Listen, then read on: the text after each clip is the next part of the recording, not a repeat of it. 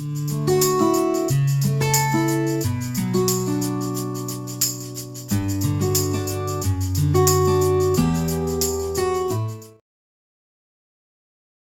good morning students. So welcome to the today's session on Engineering Hydrology. So I am Dr. Chanubat Tirupati, currently working as Associate Professor in the Department of Civil Engineering, CSE Institute of Technology and Engineering, Tadepalligudem. So in this lecture, we are going to discuss about what are the course contents we are going to learn in civil engineering. So we will discuss in detail what are the various units and syllabus and course objectives and what are the outcomes we are going to expect in this subject. When it comes to the course, the main objectives of this course is to design for students to understand the hydrological cycle and its relevance in civil engineering. So what is hydrological cycle, or what are the various components involved in hydrological cycle, and how this understanding the hydrological cycle is relevant into civil engineering, we try to understand in the first unit. And also this course is aimed to design to understand the physical processes involved in hydrological cycle and their measurement and estimation. So we will discuss about the various components in the hydrological cycle like rainfall, evaporation, transpiration, runoff, infiltrations. So how to measure these components and estimate these components for the application of engineering. In third unit, we are trying to understand, we are trying to provide a comprehensive overview and understanding the hydrographs. These hydrographs plays a very critical role in designing of the hydraulic structures like dams, bridges, spillways, and any hydraulic structure. If you want to design, we need to understand the hydrographs. So we will try to understand hydrographs, how the hydrographs will help in designing the hydraulic structures. And in the fourth unit, our fourth objective is to learn the flood frequency analysis, design flood, and flood routing methods. The flood frequency analysis is a key factor for understanding the how frequently a flood is occurring in the particular event, and also we will try to understand the rainfall frequency analysis too. So here these are the very important topics, especially those who want to design a hydraulic projects or especially planning in any water resource engineering projects. Design flood, this is the key concepts in designing the hydraulic structures like dams, spillways, and all, and flood protection structures and all. And we were also talking about flood routing methods. In the last objective of this course is to understand the concepts of groundwater movement and well hydraulics. In this object, what we are trying to understand is how the groundwater is flowing under the subsurface of the soil, how the water is moving through the subsurface, how the water is flowing towards the well, and how to improve the extraction of the water from the well. So especially this will help to optimize the groundwater extraction. So these are the major course objectives we are trying to understand in this subject. We will discuss course contents unit wise. In the first unit, we are trying to understand hydrology and various properties of precipitation. So like what is hydrology? So hydrology means it is the study of understanding the movement of water, circulation and distribution. So and also we are trying to understand precipitation or rainfall, what are the various types of precipitation and forms of precipitation, how to measure the rainfall, how to calculate the missing rainfall, how to calculate the average depth of the rainfall and all. So in this unit, we are trying to, these are the contents we are going to discuss in detail. So first one is engineering hydrology. So means we already discussed hydrology is the application, understanding the movement of water and circulation and distribution of the water on the surface of the earth. So how this understanding this movement of water is helping engineering and what are their applications in civil engineering. For example, if you especially we need to estimate the probable maximum flood and standard project flood or maximum rainfall intensity for designing in hydraulic structures, we are trying to understand, and also for watershed analysis. And it will help. So we will discuss various applications of engineering hydrology in detail. And next we are trying to understand hydrological cycle. So hydrological cycle will indicate the journey of water from the evaporation from the ocean to the atmosphere, and from the atmosphere again return back to the earth and finally reaching to the ocean in the form of various components like precipitation, runoff, infiltration, percolation, groundwater flow. So these things we will try to understand how the water is moving in the atmosphere on the surface of the earth. And next we will talk about hydrological data and sources. So what are the various types of data we need to collect for conducting the hydrological study, and what are the sources? For example, Central Groundwater Board and CW Central Water Commission and NRSA will provide the spatial data. So like there are various agencies can provide the data. So we will discuss what are the types of data required and how to get the data and what are the sources. And next, precipitation types and forms. We will talk about various types of precipitation like mist, hazel and all, and also various forms like convective types, convective precipitation, cyclonic precipitation and orographic precipitation, and various forms of precipitation like hail, mist and etc. So we will discuss all these things. And next, measurement of precipitation. So this is a very important concept. So when the rainfall falling in a particular regions, we need to estimate how much rainfall is falling, which will help in designing the hydraulic structures. So the measurement of rainfall can be done by the recording type and non-recording type. In recording type, we will discuss about what are the recording type rain gauges are available, and non-recording type like Simon's gauge. And recording type, we'll get a tipping bucket and weighing bucket type and floating type. So we will discuss all these things in detail and how to measure the rainfall from the various stations. And next, we will talk about the radar measurement of rainfall. So how to measure the rainfall by using the radar technique, and also the rain gauge network. So especially in this topic, we are trying to understand how to determine the optimum number of rain gauges need to be established in a particular region to measure the rainfall with allowable accuracy. Right, that we will discuss in detail, and we will try to solve few problems with the rain gauge measurement and presentation of the data. Rainfall data. So how we can present the rainfall data in reports and all that we will discuss, and finding the average rainfall. So estimation of average rainfall is a very important thing. So that can be done by the various methods like arithmetic mean method and Bayesian polygon method and isohydraulic method. So we will discuss each method in detail and what is the procedure, how we can proceed with that, and we will try to solve few problems in this measurement of rainfall by using the various methods. And continuity and consistency of the rainfall data. So how to check the continuity of the rainfall data and how to estimate the how to achieve the consistency of the rainfall data, that we will discuss in detail. And rainfall frequency analysis. So it will give how frequently a particular rainfall event may occur in the particular region, which is very essential, especially for designing the water resource engineering projects. We will discuss that. And intensity duration curves. So idea of curves is one of the very important concept, especially if you want to design a hydraulic structures like for like urban planning and stormwater design system. So we will use this idea of curves, and we will discuss how to develop an idea of curve and how to estimate the idea of curves, and in theory. And depth area duration analysis. So it will give the relationship between rainfall depth with area and with this time period and various durations. So it will help to estimate the maximum storm for a particular duration, maximum storm for various durations under varying areas of the particular region. So these are also very important in planning the water resource engineering projects. And probable maximum precipitation. So what is probable maximum precipitation? It is the greatest rainfall physically possible in a particular region and worst conditions. So that we will try to find, we will talk about what is probable maximum precipitation and its relevance, and how to estimate the probable maximum precipitation in detail. And design storm. So design storm is like selecting the storm event for a hydrological study or for hydrological study. So how to select the design storm, we will discuss in detail. So after studying all the concepts, what we are expecting is the course outcome is the student have thorough knowledge in understanding the theories and principles which are involved in hydrological processes. So student able to understand what is the theories or principles behind the hydrological processes. So that is what we are expecting at the end of the first unit. When it comes to the second unit is talk about abstractions from the precipitations. So what are the abstractions? Abstractions simply are losses. So like if the X amount of rainfall falling in a particular region, we are getting some Y amount of runoff. So remaining the rainfall which is not produced runoff, that you can call as abstractions. So abstractions are like initial abstractions and evaporation, transpiration, and storage detention, surface retention. Everything will comes under infiltration. So these are comes under abstractions. We will discuss all the abstractions in details, and we will talk about the initial abstractions and then evaporation, one by one evaporations. So what are the factors can influence evaporation? For example,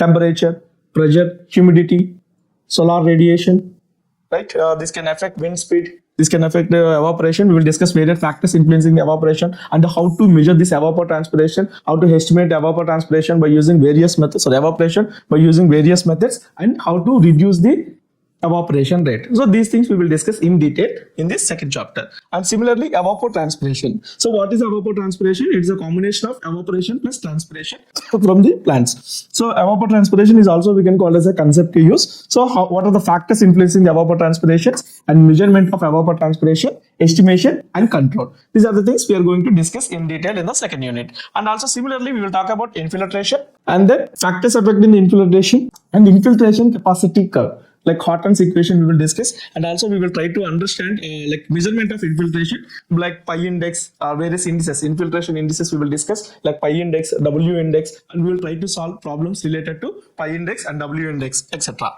And next we will discuss infiltration indices. Okay, so at the end of the second unit, student able to quantify this hydrological component. So in the first unit, he tried to understand what is the principles, theories behind the hydrological processes. In second unit, is able to quantify these hydrological processes. So that is what the aim of the second unit, and apply this concept for the designing of water resource projects. For designing of a water resource project, these concepts need to be used. So at the end of the second unit, student able to understand the theories and principles behind the hydrological processes, and also he is able to quantify these hydrological components in designing the water resource engineering projects. This is all about second unit. When it comes to the third unit, so third unit is talking about the runoff and hydrograph. So this is very, very important concepts. So runoff means the fraction of rainfall which contribute to the stream flow, or the amount of rainfall which is reaching the nearby streams. So we will try to understand what is runoff and what are the various components of the runoff, and also what are the factors influencing the runoff, like a size and shape of the catchment, and geological conditions, and land use conditions, and topography of the terrain. Like we will try to talk about what are the factors influencing the runoff, and also we will discuss components of the runoff and empirical formulas, tables, and various curves to estimate the runoff. So we will discuss various empirical formulas like Dickens formula and Kosla's formula, like various formulas to estimate the runoff. And next we will discuss stream gauging and rating curve. So stream gauging means measurement of the stream flow by using like various methods. For example, current meter is used for measurement of the velocity, and then rating curves. So rating curves means establishing the relationship between water level with the discharge. So that also we are trying to understand in the third unit. Next, flow mass curve and flow duration curves. So flow mass curve is the graph drawn between cumulative rainfall with respect to time, and flow duration curves, normally we will draw a graph with respect to discharge with respect to reoccurrence interval. Anyway, this we will discuss in detail in the fourth unit, like how to draw the flow duration curves and all. And next, hydrograph components. So what is hydrograph? We will discuss. Hydrograph is generally a graph drawn between discharge with respect to time, and what are the components involved in the hydrological hydrographs, and also we will talk about the limitations and assumptions in the hydrograph theory, and then we will talk about the base flow separation, and also effective rainfall and the direct runoff hydrograph. So what is we will discuss what is effective rainfall, and what is direct runoff hydrograph, and what is flood hydrograph, and how to derive the direct runoff hydrograph from the given flood hydrograph. Or similarly, we will try to solve some problems by using hydrograph theory, and then we will discuss in detail about the unit hydrograph theory and assumptions, and we will talk about limitations of the unit hydrograph theory, and we will try to solve some problems related to unit hydrograph theory. In that unit derivation of the unit hydrograph for different durations we will discuss, and how to derive the n-hour unit hydrograph from the d-hour unit hydrograph, that we will discuss in detail, and we will try to solve some problems, and we will try to use principle of superpositions and S hydrograph methods in derivation of the hydrograph for different durations, which plays a crucial role in designing of the water resource project and watershed analysis. And next we will discuss about synthetic unit hydrograph. Synthetic unit hydrograph, simply how it is going to help is, if you have a data like stream flow data, you can develop the unit hydrographs. But what if there is no gauge data is available? So for this we will use synthetic unit hydrograph to derive the hydrographs from the ungauged catchments. And also we will talk about the instantaneous unit hydrograph. So instantaneous unit hydrograph means we will limit the duration to 0. So we will discuss runoff and hydrograph analysis, and how to derive the various hydrographs from the given duration. So at the end of the third unit, what we are expecting is student able to apply this hydrograph analysis in the design of water resource project. So which is very crucial topic for those people who are working in the hydrological studies or water resource engineering. This is all about third unit. Okay, when it comes to the fourth unit. So when it comes to the fourth unit is talk about floods and flood routing.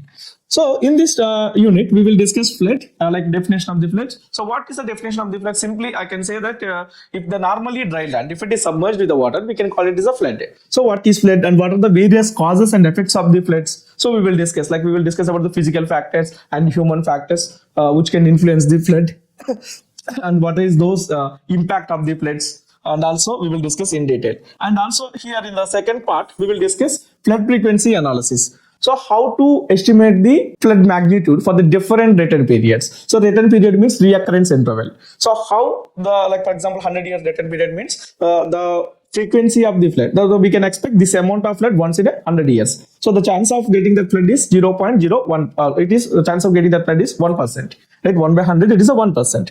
So we will talk about like various latent period floods by using various methods like Gumbel distribution method and log Pearson type 3 distribution method. In addition to that, we will also discuss Weibull method. These are the most frequently used method for the flood frequency analysis and estimation of the floods for a required duration, required latent period.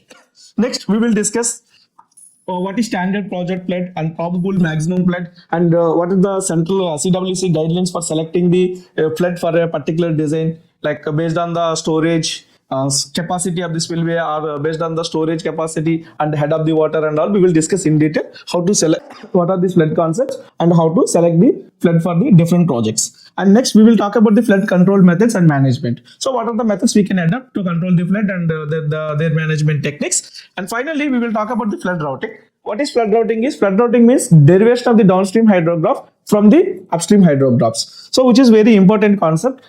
In this unit we will discuss about the two types of routing. One is hydrologic routing and hydraulic routing. That is channel routing and reservoir routing. So we will discuss Muskingum method and pulse method, and we will try to solve a few problems by using these methods. At the end of the fourth unit, the student able to estimate the flood magnitude and also able to carry out the flood routing. So for designing of the any hydraulic structure, so we need to estimate the design flood. So that can be how to estimate the design flood. We will discuss in this unit. This is very crucial for those who are interested in water resource engineering and who are involved in hydrological study projects. This is all about fourth unit. So this is about fifth unit, the groundwater, which is the last unit. So groundwater, in this unit, we will talk about the what is groundwater, the definition and occurrence of groundwater. So how the groundwater occurs. So that we will discuss in detail, and we will try to understand aquifers. So aquifers, simply I can say it is a geological formation. It's like a geological formation which contains water. It's a water bearing strata. So we'll talk about various aquifers and try to do like unconfined aquifer and confined aquifer, or aquifer, aquifuse, aquiclude and aquitard. So we will discuss different types of aquifers in detail, and we will try to understand the aquifer properties like porosity, specific yield, permeability, transmittivity and storage coefficient. Right? These are the very important parameters which will give you an idea how the soil is behaving, how the water is flowing towards the well, and for example, from the specific yield, you can estimate what is how the water regained in the well, like yield capacity of the well. It will give the yield capacity of the well. So these things will help to understand the groundwater movement towards the well, and also help us to optimize the groundwater extraction. Next, we will discuss about various types of wells, and we will talk about Darcy's law, which is very important. The flow under the ground follows the Darcy's law, like laminar flow. So we'll discuss assumptions in the Darcy's law, and we will derive the equation for Darcy's law. And also next we will talk about the well hydraulics. So well hydraulics, very important concept. So which will give you an idea how the water move, and we will able to calculate water movement under the subsurface of the soil, right? And which will finally help us to optimize the groundwater extraction. So we will derive the equation for steady radial flow in both confined and unconfined aquifers. So what is confined aquifer? If the aquifer lies between two impermeable layers, you can call it as a confined aquifer. If the aquifer lies between one impermeable layer and permeable layer, you can call it as an unconfined aquifer. So normally, like it is like this. So at the bottom, if you have this is impermeable layer, and the top, for example, this is the ground surface. So which is have permeability. So when the rainfall falling, so it will infiltrate and it can travel. So this is a rock surface, like completely impermeable layer, or clay surface which does not allow the water. This you can call as a unconfined aquifer. Unconfined aquifer. Right. For example, there is another impermeable layer at the bottom. So if the aquifer lies in between, so this is called a confined aquifer. It is called a confined aquifer. So we will discuss what is unconfined aquifer and unconfined aquifer. We will try to derive the equations for steady radial flow towards the confined and unconfined aquifer. We will try to solve few problems to understand the flow towards the well. And finally, we will talk about yield of open wells dissipation test. So this is very important test. So because it's very difficult to achieve the steady radial flow conditions. So in that case, what we will do is we will extract the water from we will pump the water from the well, and we will observe the drawdown, and we will stop the extraction of the water from the well, and we will see how it is recovering, and again we will measure that level. So based on that, so we will calculate the recuperation, how much time it is take to recuperate, right? Accordingly, we will estimate the yield of the well. So this is very important experiment. So we will discuss this, how to perform a recuperation test, and we'll try to solve few problems to understand recuperation test. So at the end of the 5th unit, the student able to determine the aquifer properties and yield of a well. So which is very essential to achieve the sustainability, because this will help us to understand so what should be the optimum groundwater extraction we can do in a particular well. So accordingly, we will plan and we will reduce the impact on the groundwater. If you extract more groundwater, so what will happen more than the yield? So the groundwater levels will not recuperate if you extract more than the yield capacity. So we should maintain in such a way that when we extract the water, it should be within the yield capacity, so that the well can be performed and it can be operated for a longer duration, right? That we will try to understand in the 5th unit. This is all about contents we are going to discuss in this subject. So these are the textbooks, so we can prepare to understand the hydrology. Thank you for your attention, and next class we will discuss about the hydrological cycle and its relevance to civil engineering in detail. Thank you all.